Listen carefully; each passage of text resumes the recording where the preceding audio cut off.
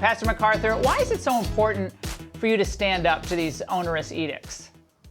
Well, we believe that the governor, the county, the city, and the health department are going against the Constitution.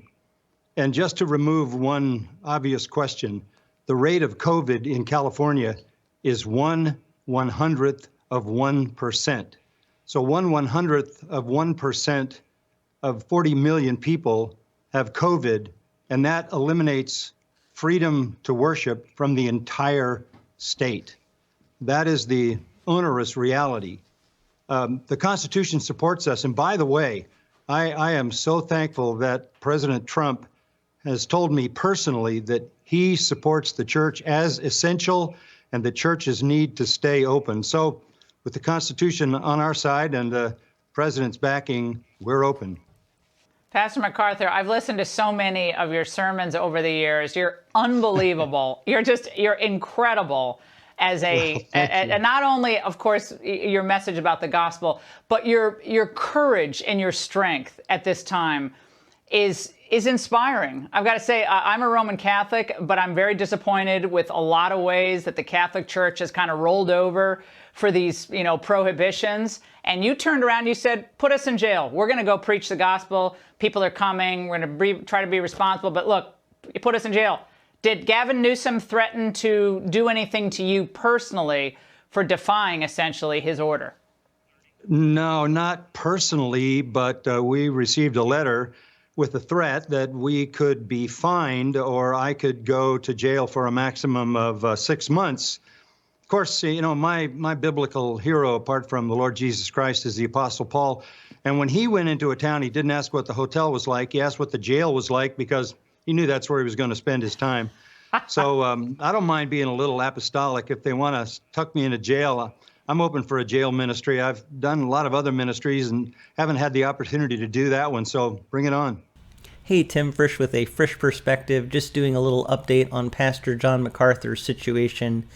And as you could see from that interview he did on Fox News last night with Laura Ingraham, he is definitely standing his ground, continuing to have indoor services in spite of California government restrictions.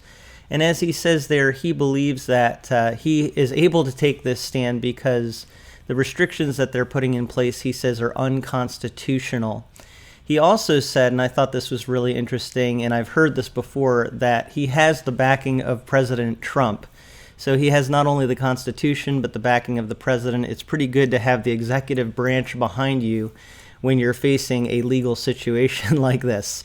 So we'll see what happens in this situation. We've been following it, but I love what Jenna Ellis put on Twitter last night. She's his legal counsel and also works with the president. And she said on Twitter, Ingram Engel asked Pastor John MacArthur if he's willing to go to jail defending the church. He says he'll start a prison ministry and bring it on. So I know a lot of people have different feelings about Pastor John MacArthur, but one thing that I think really is admirable is that he is willing to go to jail. He's willing to take a stand no matter what the cost. I think you can definitely see that in what Jenna Ellis is saying and what he said in the interview. I know that there are people who question John MacArthur's motives.